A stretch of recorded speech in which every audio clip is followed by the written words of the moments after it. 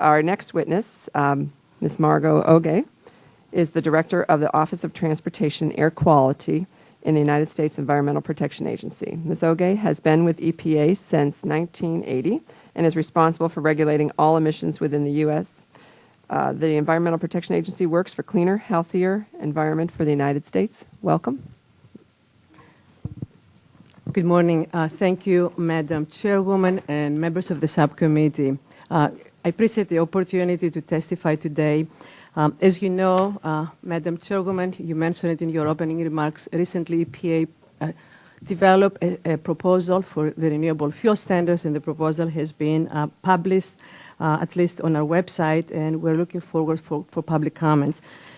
We believe that this proposed rule, as required under ERISA, is a critical step towards achieving energy independence, creating jobs in the United States, reducing greenhouse gas emissions that cause global climate change, and it requires really a significant increase of renewable fuels in the marketplace to replace fossil fuels.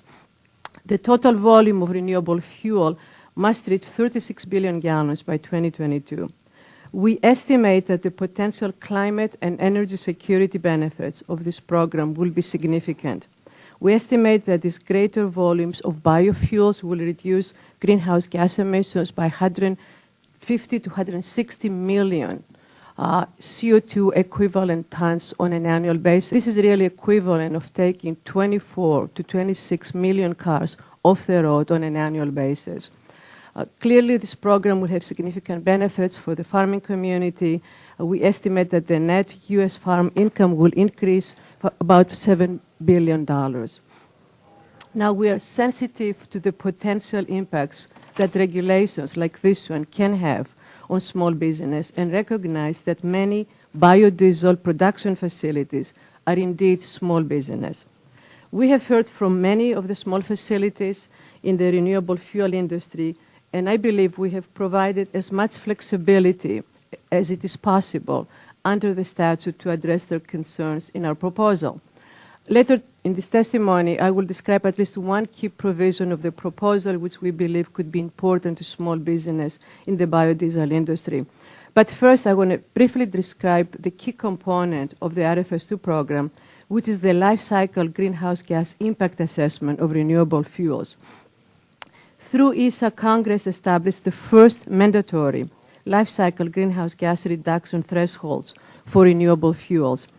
The law requires that each category of renewable fuels must perform better than it comes to the greenhouse gas emissions of the fuel, the fossil fuel that it replaces, in this case gasoline and diesel.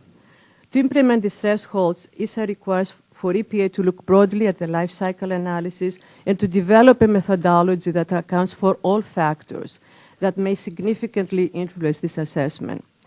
We recognize the potential implications of this work.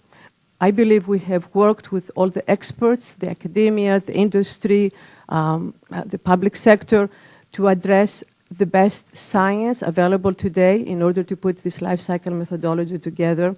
And also, we believe that this methodology meets our statutory obligations under ERISA. Also, we believe that the proposal is the beginning of a very important dialogue, and we recognize that these uncertainties that we have laid out in the proposal are important, and we're soliciting peer review comments from the scientific community, but also comments from the public at large. Now, in regards to implications of life cycle greenhouse gas reduction requirements for biodiesel facilities and other small renewable fuel producers, it is important to note that ESA grandfathers renewable fuels produced from facilities that were either in production or under construction prior to the enactment of ESA, 2007. So in reality, what this really means is that approximately 110 U.S. biodiesel facilities with a production capacity of about 1 billion gallons will qualify towards the 15 billion gallons threshold for the non-advanced biofuels that the statute requires. Let me briefly mention one of the crucial flexibilities that we believe will be key for the biodiesel sector. Under this provision in our regulation, we propose to allow the use of multiple feedstocks during the year, such as soybeans and waste grease, to use the average greenhouse gas reduction profile from both those feedstocks so that the product could qualify for biomass-based diesel standard. We're also proposing to lower the threshold for advanced biodiesel to 40% from 50%. We believe that allowing these two flexibilities would provide the biodiesel industry to meet the 1 billion gallons of mandate in 2012. Now, in closing, I believe that we have put forward a proposal that is responsive to congressional intent for the Renewable Fuel Program. The proposed rule offers a very important opportunity for EPA to present the work that was done and to have an open and transparent public dialogue with all stakeholders, including the biodiesel sector, farmers, and other stakeholders in the industry.